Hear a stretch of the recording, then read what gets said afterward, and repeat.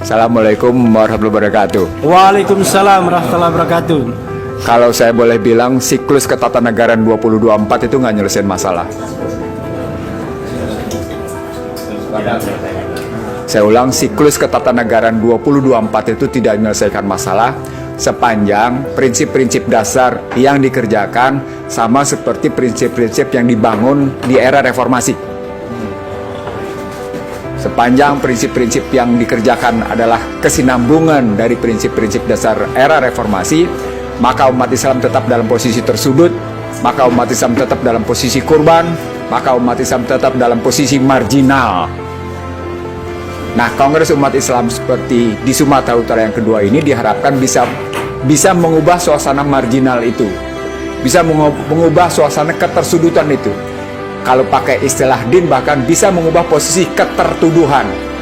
Din menggunakan istilah ketertuduhan bahwa umat Islam adalah tertuduh dari perilaku-perilaku radikal, teroris, jihadis dan macam-macam. Kalau sudah tertuduh pasti terpojok. Dia sudah seperti itu.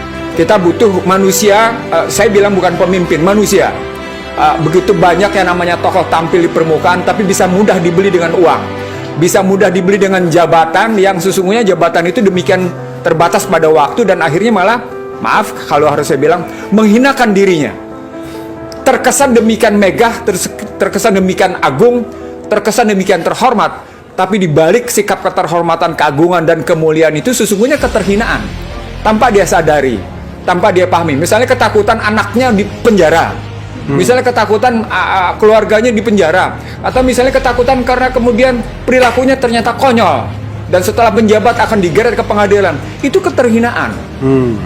Itu keterhinaan, dan itu karenanya siklus ketatanegaraan tidak akan menyelesaikan masalah sepanjang kita bergerak tetap dalam satu sistem ini.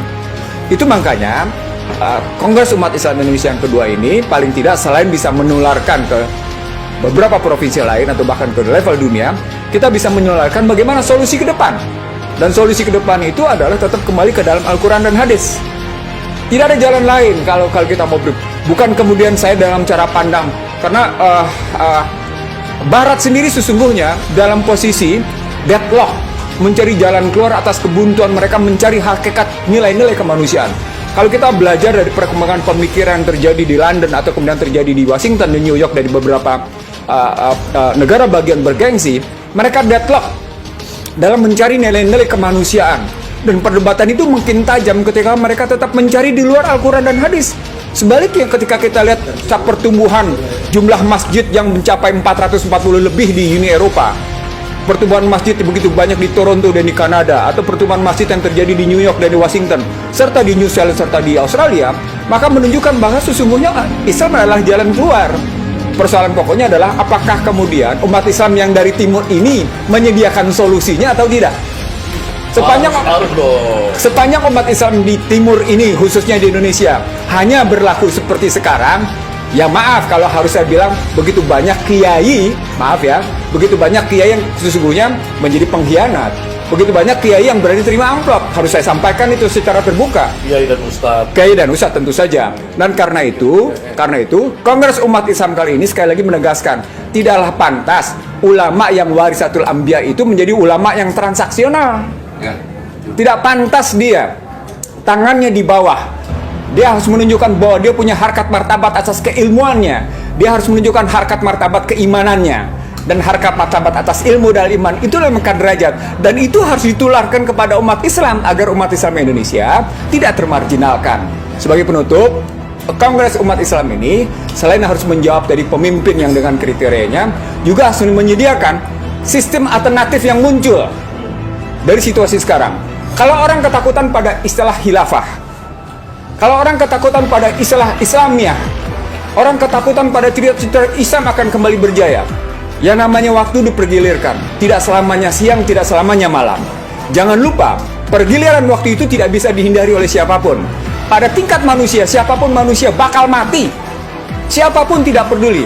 Anda tidak pernah tahu bahwa yang namanya tokoh-tokoh besar di barat sana, di ujung kematiannya adalah ujung kematian yang paling menyiksa.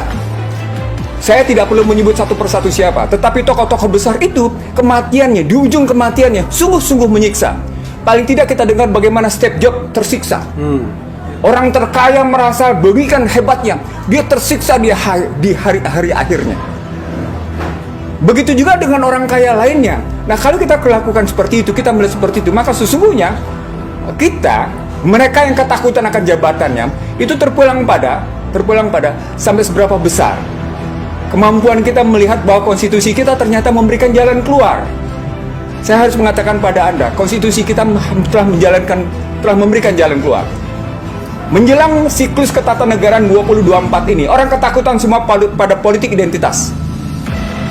Tapi kalau kita belajar kata pembukaan dan pasal 29, justru tergambarkan bahwa Undang-Undang Dasar 45 dengan kata pembukaan dan batang tubuhnya mengajarkan politik identitas dengan tegas. Jadi sebagai penutup, mari umat Islam Indonesia jangan ketakutan dengan politik identitas. Tunjukkan bahwa kita punya identitas.